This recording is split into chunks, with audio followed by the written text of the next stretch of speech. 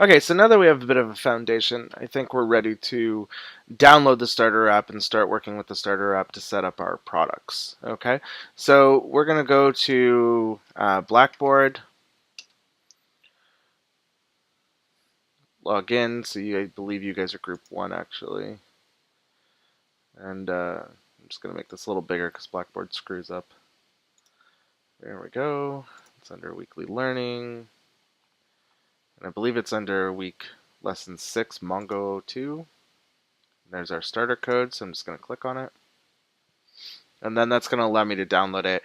And I've noticed that a lot of people have had issue navigating through their directories. I believe the default for downloads is downloads, but you should have these options on the left-hand side. Even in Windows, you have a documents folder. Maybe go to documents, and we'll actually put the starter app in there. I'm going to create a new folder under documents called Comp 2068. Looks like I already have it. I'm just going to delete this one because I don't need it. All right, so we'll create a folder called Comp 2068, like so. We're going to download our starter app there and click Save. Okay, I'm going to just show it in my Finder. Now, this is obviously Mac. If you're working on Windows, you can actually navigate. I believe you can open and closing folder, and it should show you where it is. I'm just going to extract it by double-clicking on it. If you're in Windows, you would right-click and choose Extract.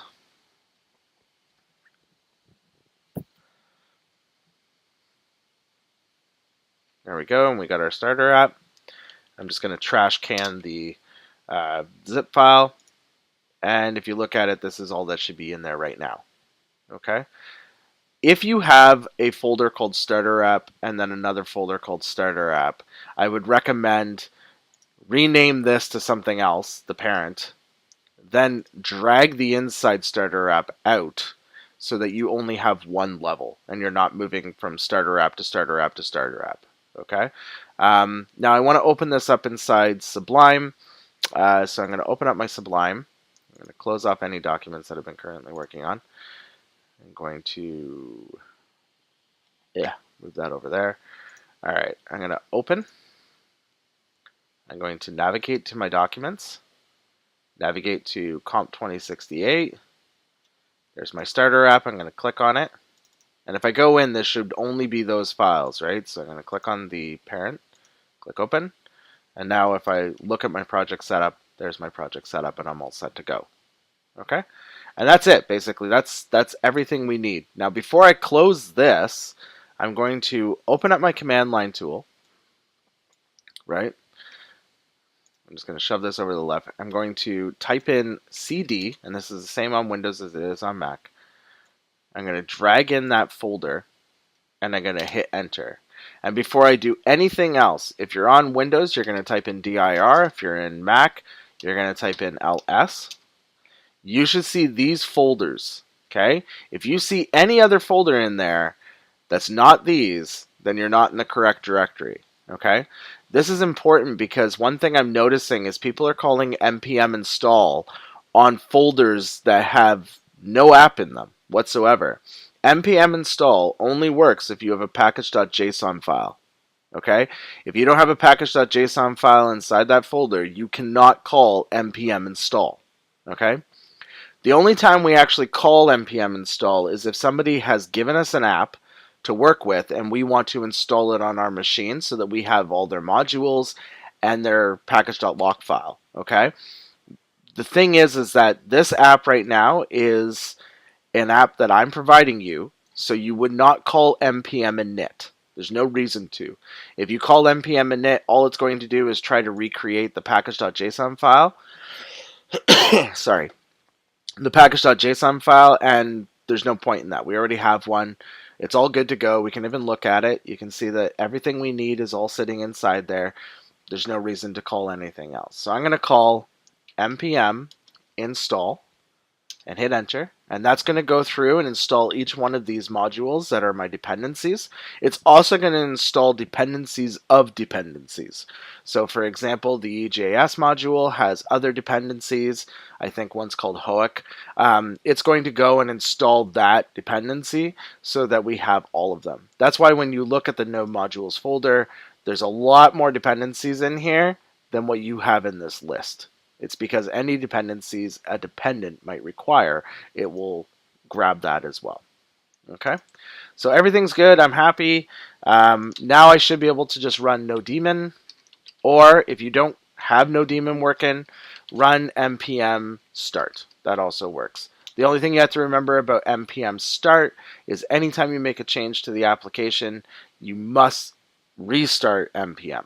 Okay, so that means you have to hit Control C to close it, and then press up and hit enter and restart npm start. Okay, so there's no daemon. All right, now if everything's golden, I should be able to navigate to localhost 3001, hit enter, and I should see Bob's Bait and Tackle Shop. Okay, there should be nothing else though. I don't believe I have products in here. I shouldn't. Yeah, not found. And this is that error message I was telling you about that shows up. This is the built-in Express error message and how they work. Okay. Anyway, so we're going to navigate to localhost 3001, and that's what we see. So let's move this guy over to the left. Let's close this. And let's start with our plan. So the first thing we want to do is we want to fill out, I want to see all records of a resource. We want to actually be able to do that. Okay, and in order to do that, we need to be able to first take the user's request and handle it within our router. So right now, if our user tries to navigate to products, which would be that use case, they just get this 404 error, right? Because they can't actually find it. So if we go back, there's something wrong with our router. We haven't even made it to this point. That's also possible that that's not the case. This could actually be being thrown by the controller. Maybe we're redirecting to a 404. Even though that's bad, you should never redirect to a 404. But there could be another issue there. But we're going to start with the router because it's very likely there's a problem in the router. Now this starter app comes already pre-stubbed with most of the things you need. So if you go to routes, I've already created the products.js file for you. You already have it in place. Okay, so you're going to click on that, and you will notice that there's a bunch of comments, but none of the routes have actually been stubbed out. So we want to stub out our route so that we can have this particular route. Okay, and it looks like this. It starts with router, which we're getting from this. There's no magic here. This is the method that's on Express, and it returns back the router, which is just a class. Okay. We're going to call the method on it, and it's actually just the HTTP verb. So in this scenario, we want to get. We don't want to post, we want to get. So we're going to call .get and give it some brackets. The first parameter is the actual path. And remember, like I said, /products is not the path because products is already assumed. Because we are in this folder, we're already assumed that this word products already exists. So all we need is /, which is basically the root of our resource. Okay, and then we want to call our controller, and we can find our controller name right here. This is the name of the controller, and all we're doing is actually requiring the controller file. That's all we're doing, which is a module. And then we're going to actually use this variable that's currently holding our controller class. Okay, so we can even just copy that and paste it right here. And then the name of the route, or the name of the action that we actually want to call is index. So we want to call resource controller.index, or in our scenario, products controller.index. Okay. And again, this doesn't actually exist yet. We haven't created this method. This is the class. This is the method. All right. So we're going to need to do that. We're in this step here now. We're going to need to go grab that index method and create it. So we're going to go to controllers, open up products controller, and I've already stubbed out all of the methods for you. Okay. We actually just need to fill the guts. So the method that we need to stub out is this one here, .index. So we're going to go products controller. We're going to hit enter. Okay. And we're going to stub out the information that we require here. All right. I'm just going to actually create this over here. Actually, hold on. Give me just 2 seconds. Why did that not work? There it is. All right. Sorry, I have a second screen open here, and it's giving me a bit of issues. There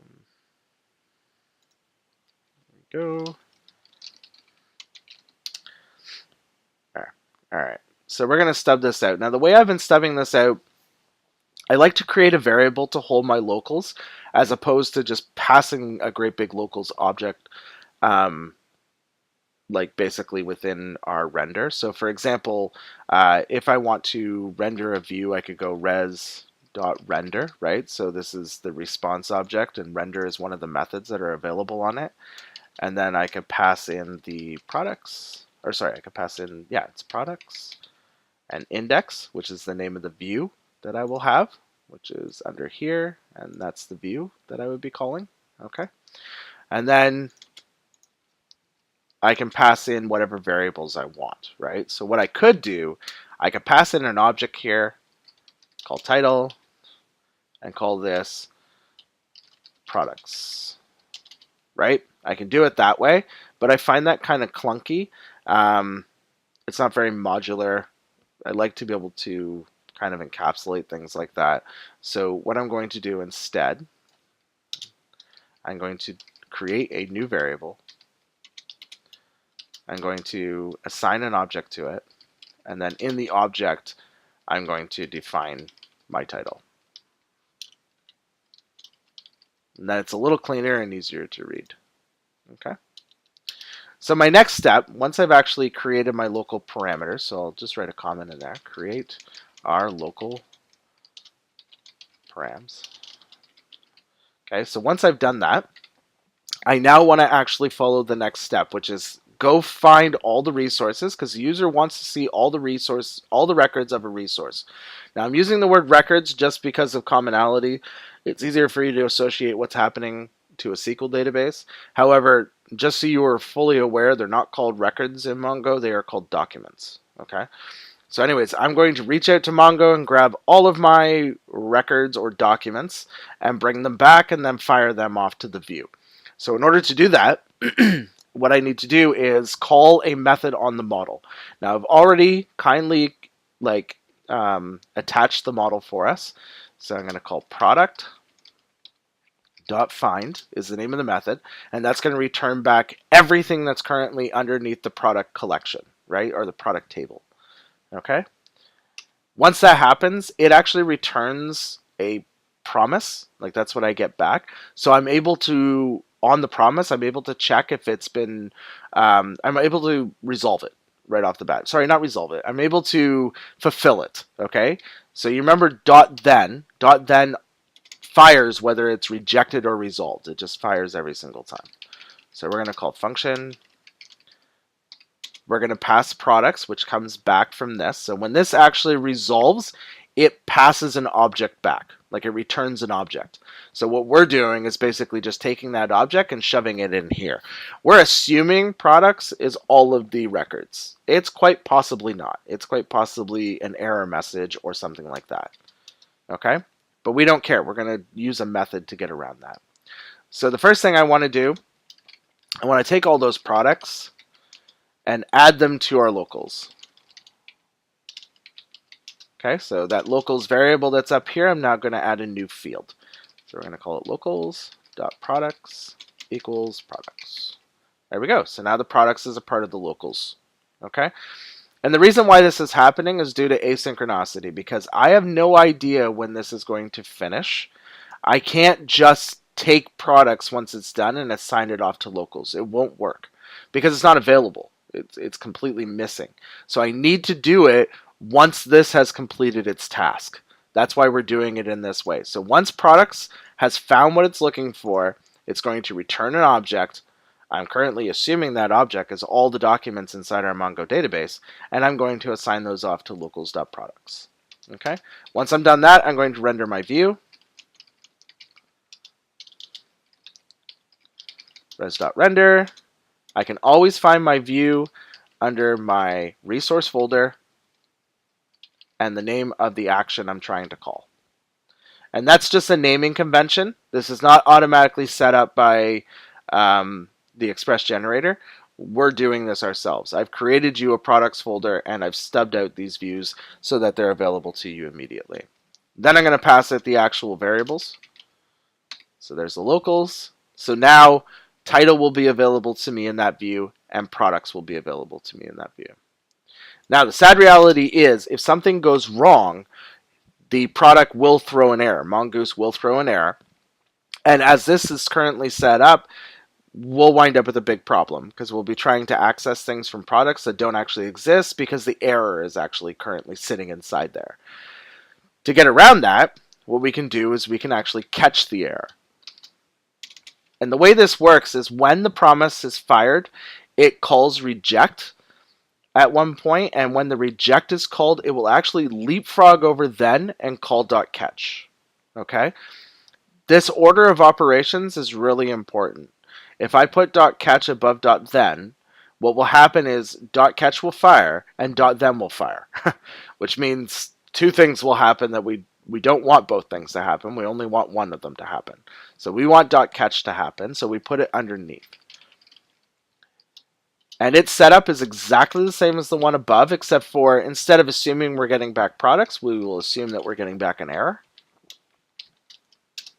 This is just a variable name. That's all these are, right? And then we can call next error.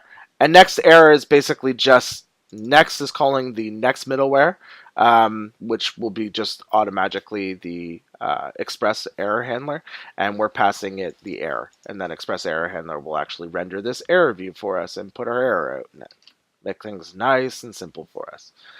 So now if I look at no daemon, it's probably doing things. Yeah, it's been restarting and doing stuff. If I go back to our application and hit refresh, I can now see the products list and of this box and new product and stuff like that. Okay, everything should be working because we now stubbed this out. And we already do have an actual index view that's being rendered so we can see it. Okay, and there's our title right there. So if I change that from products list to products, holy moly, you can see it's changed to products, holy moly. Okay, so I'm going to change that back to list. Cool. All right, so we have some stuff that we need to do in the actual index file to make this a little better because we actually want to list out everything. Currently, it's not. Currently, we're not showing any of the products because we haven't actually put anything from this products object into the actual view. And we want to do that, right? So I'm going to go to my views. So views, products, index. I'm going to open that up. And as you can see, I've got placeholders for you, but I haven't actually stubbed anything out. Okay? And the first piece that we want to do is we want to uncomment this for loop because we're going to iterate over all the records that were returned and spit them out one at a time. Okay? So we know the first variable, this is a for loop, right? We know the first variable is this one here. It's what comes from our locals called products. So I'm going to put that into play. Okay? And then this one here is whatever I want to call it. Okay? But it makes sense, it's common convention to call it the singular of whatever your collection is. So I'm going to call it product. Cool. So now what will happen is it will iterate through the products and it will assign that particular element off to product. Okay, because products is an array of all the documents. All right, now I'm ready to actually spit out some information. So I'm going to do product, and these documents are just like objects. So I'm going to call product.name because name is one of the properties that are available, and I'm going to show you where that comes from. It's not magic. Then I'm going to call the next one dot equals product dot description, and then the last one will be product dot price, and we'll just leave the actions for a minute. Okay, and that's it. Now if I refresh, I've got these wonderful three kind of fields here. You can't see anything. None of this information is actually spitting out. And if I look at no daemon, I'm not getting any errors. There's nothing going on. We're not totally sure what's happening, right? But what's actually happening is we haven't set up the model to show these things, and it's not throwing errors to let me know that these fields don't exist. We need to set up our model to work with that. So we're going to go to models, and if in case you're curious, we're at this state right here.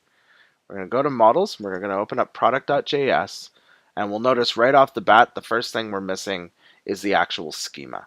We need the schema for the model so that we can tell Mongo exactly what properties we're looking for, what attributes we're looking for, so that it can actually send them back to us. Okay. Now this is kind of, just so you're aware, this is a bit different than a lot of MVC systems.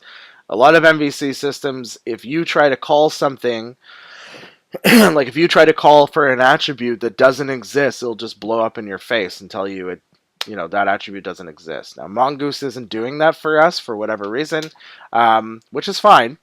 It will do it, though, if we try to write to the database. Okay, then it will blow up. But right now, we can call whatever we want, and Mongoose is just going to go, yeah, it's not there, but, I'm just going to deliver you back nothing. That's all I'm going to do. I'm going to give you an empty array, and you can call it all to your heart's content. Okay, so we're going to tell it exactly what we require. So we're going to go name for the attribute, and you'll notice this is a JSON object that we're actually applying here. This is just a big JSON object. So we need to give it some keys. So we're going to give it name, and then we need a comma, description, and a comma, and price. Okay, and that's just the attribute names for our products. Name, description, and price. And that's exactly what we're trying to access here. Name, description, and price. Okay, and I'm going to just save that, and I'm curious whether or not that will actually load up. See, and it'll load up. The problem is, though, is we haven't actually told it what the data types are or any validation on it whatsoever, which means if we were to write more things to it, we could just write directly any content we want in any three of these, and there's no normalization, there's no validation, there's nothing happening. But we can correct that by actually opening up these objects,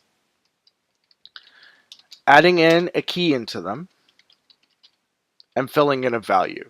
So type is the actual data type of the object. String is the name of the data type that we actually want to work with. It's a class data type.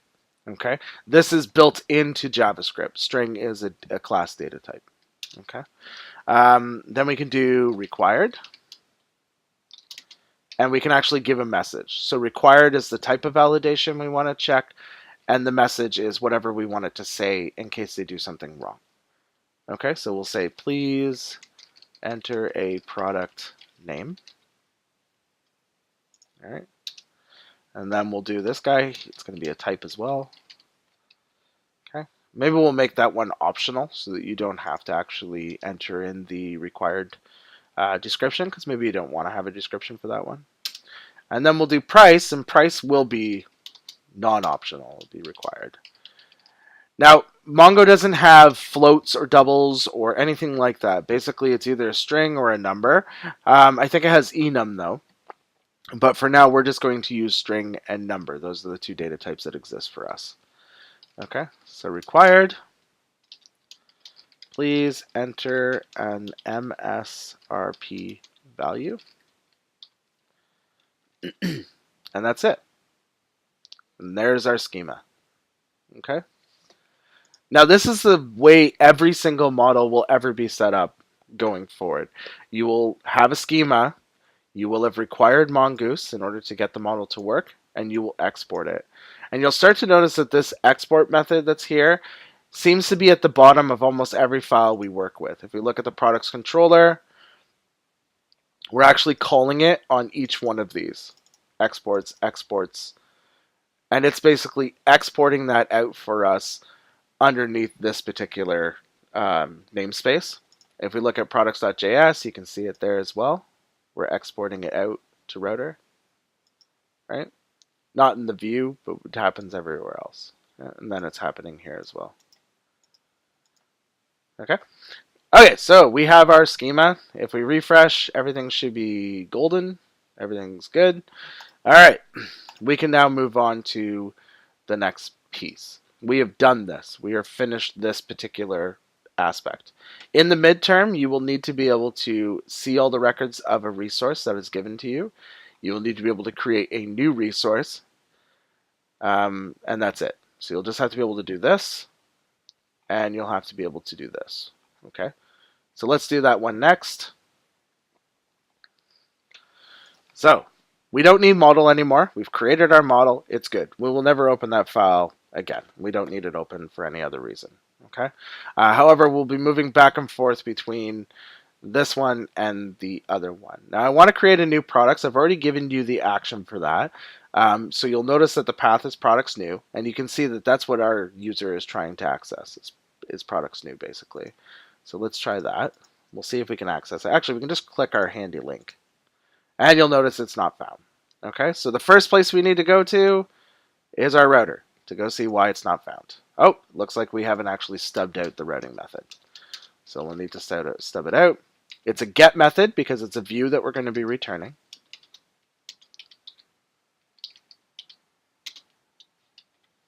Okay, and it's going to call productsController.new. So now if I go back there and refresh,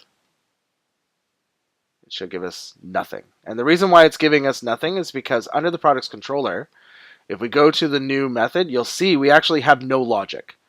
Nothing is occurring because there's just zero logic in the actual thing. So it's just going to spin forever until it finally times out. So let's give it some logic so that it doesn't have to spin forever. All right, this logic is actually quite simple. The only thing we need to do is set up our locals. So we're going to create our let locals equal, which gets an object. Call it title. Call it new product. Pretty intuitive. And then all we need to do, if we look at our little thing here, so we've gone through and done that. We've created this piece. This piece here, it doesn't actually exist. We don't need to retrieve anything, but we do need to render this view. Okay, so let's go back to here, and we're going to call res, which is the response, render products new, which is coming from the products folder, the new view, and pass it locals. All right, now if I refresh, we have our new product, and we can see. However, it looks like we're missing some fields, and if I create the product, it's going to tell me to fill out this field, and if I put in leeches and create product, all it's doing is nothing. It's just literally coming back to the same page. It's posting basically to itself, right? And I can do that all day long. Just keep posting it to itself. But that means that we're never actually going to create anything. So I think the step that we should do first is actually go and create our view so that it works properly. So here's our view here. And we can see right off the bat, there's no action and there's no method. And when there's no action or method defined, it actually performs a GET request. That's why you can see name equals leeches up here. It's because this field is being output right here in the parameters. So it creates a query string. So we don't want that. We don't want to see all that garbage up there. We want it to be sent through the post as opposed to through a GET request. So the post will give us a response body that we can add all our query to, and we can send that. And it's not 100% more private because they can go look at it, but it's more private in the fact that it's not all typed up in the browser. Okay, but in order to do that, we need to change our method. So our method will be post. Okay. And then we also need to give it an action. If you don't give a form an action, it will post back to itself. Okay? So every time you actually hit submit, it's just going to post right back to product/new, which is not what we want. We want to actually post it to our products create route. So we can come in here and kind of see what's going on. So here's my form. They're going to post. Oh, it tells me the actual action. Post resources. So for us, that would be products. Okay. Now, we actually need to stub out the rest of the form methods. But before we do that, why don't we just finish off this process? So we've got the action. Now we might as well go to products.js, and we will create the create method. The create route, sorry. There we go. That goes to slash products, right? Remember, we can just assume that the word products is in here. Products controller dot create. There we go. We have our path, right? So now if I come over here, refresh, and I right click on this and choose to inspect, we can see that our form is set up to go to slash products and our method is set for post. There's our input. So we can close that off. I'm just going to hit Bob, click create product, and it's just going to spin forever because it can't actually create the product because we have no logic in the products controller. And the method we're going to be affecting is called create. So let's go to create, and we'll actually create out this logic. Okay, so this time we are going to need to access the database in order to create what we need. And in order to do that, we're going to need a few different pieces. So the first piece we're going to need our model connection, the method called on that called create, which gets passed a JSON string, name, which is one of the attribute names. So we're going to use request.body.name. Okay. And that comes from this request body. When we send this, it actually sends out the request body. If we look at the network here, so I'm just going to stop that. Create product. We can see here's the request that's getting sent. We can actually see the method, right? The method is post. It says it's pending. There's a bunch of different information, and if we click on it, we can actually take a look at what's going on. We can see the header, right? So here's the header. Tells us how our application is being encoded. Tells us where it's actually going, where we're referring from. It should tell us where we're going. Yep, there's a request URL that we're actually trying to access. And then this is the response body here, and we can see name is equal to Bob, okay, because this is our response body. So that's not actually going to do anything, but that is the only thing we need. We just need that because we only have one field. We might as well only fill in one thing. So now we know that the product is actually going to return back a response. So we're going to say .then function, and we're going to receive back products. Right? And then, sorry, we actually won't receive anything back. There's nothing back that we need. And that doesn't matter anyways because we're going to redirect. We're going to redirect to our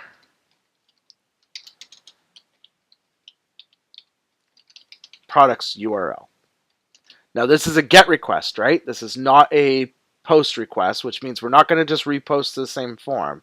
What's going to happen is we're going to actually redirect and enter back into here and perform this logic, right? So we want to catch any errors that occur, and oh, there will be errors.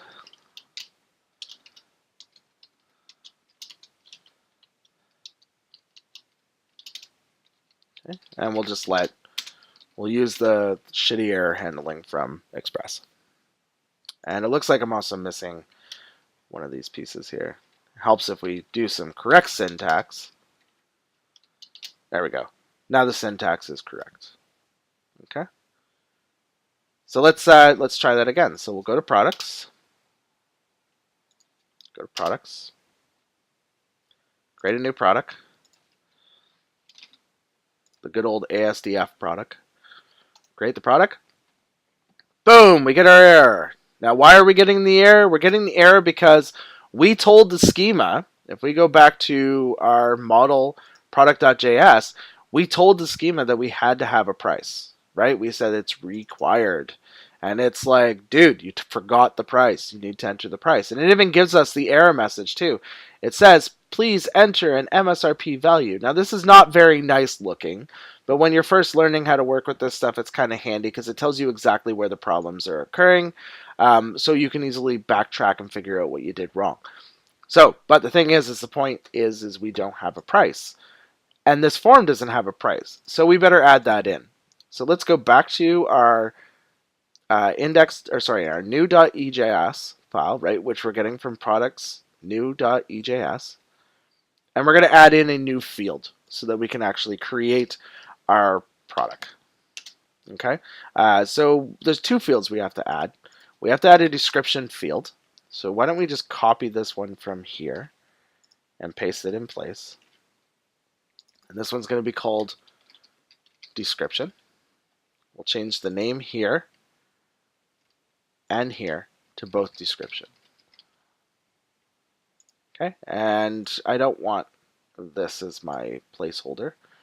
No, that's fine. Sorry, it's the placeholder here.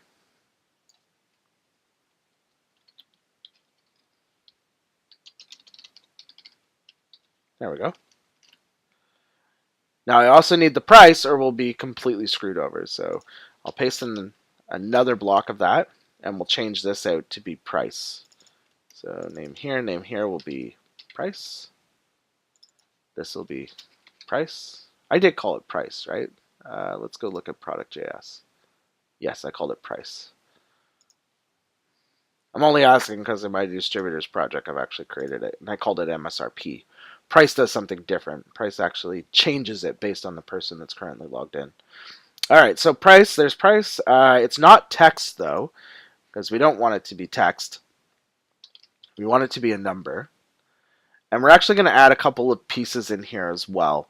Why don't we add in step, which will allow them to, we'll actually enforce that they only move a penny at a time in the positive direction. Or they can move negatively, but they can't actually post a negative number. They can go up and down. And then the minimum will be 0. Sorry, that's the thing that will actually stop them.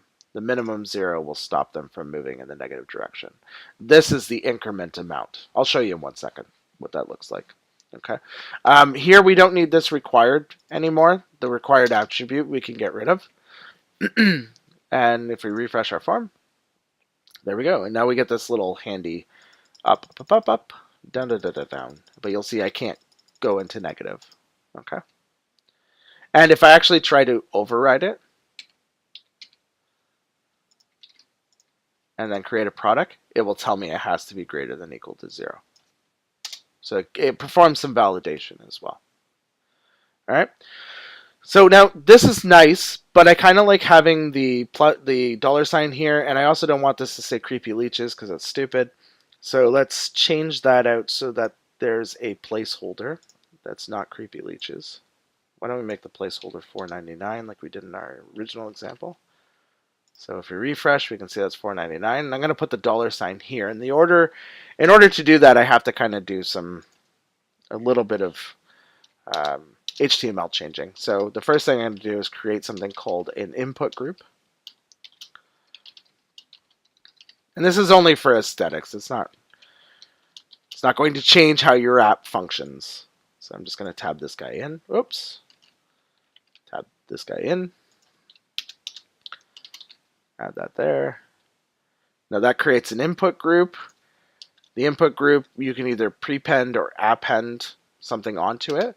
So we're going to prepend a thing onto it. So this is div.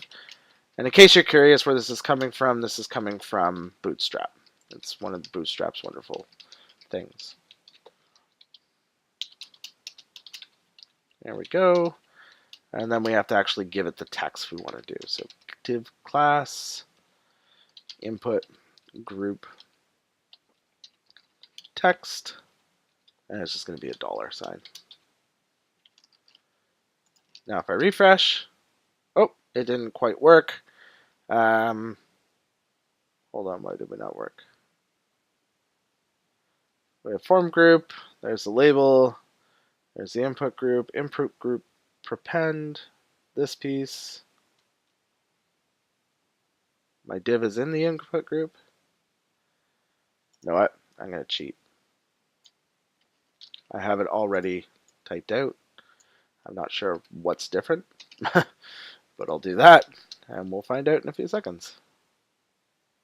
Oh, maybe I didn't put I think I didn't put the input inside the input group, is what I think happened there. Yeah, that's exactly what happened. I didn't put the input group in the input group. The input into the input group. All right, so just pause, type that stuff out. Okay, then you have it all. Cool. So let's go ahead and fill this out now. So we'll do leeches, greasy black vampires of the swamp. I'm going to make them $5.99, and then we'll create product, and we still get an error. And the reason is because we're not actually doing anything. We're still only collecting just the name. We haven't actually collected the price. So what we can do, we don't actually need to do anything. Well, we do, because once we save, it will automatically refresh, and this will be broken. So we'll come back here, and we'll just leave it like this. Okay, leave it nicely filled out, so we'll just click Create Product, because that doesn't change any operation. And we'll add in the missing fields. So the missing fields are description, and that will be request, comes from the body, and we get the description. And then we also need the last one, which will be price, and that also comes from the body. And there we go. So now when we click create product, bam, we have our new product right there, leeches, greasy black vampires of the swamp. Let's go check and make sure we've created everything that we needed to create. So we have our controller action. We come to here, we've created our form. It sends our form back to our action here, right? Then we fire into the controller and call the create. And then that routes us back to index.ejs, which literally calls this whole process all over again. So now, if you followed along, you should be able to create a new product.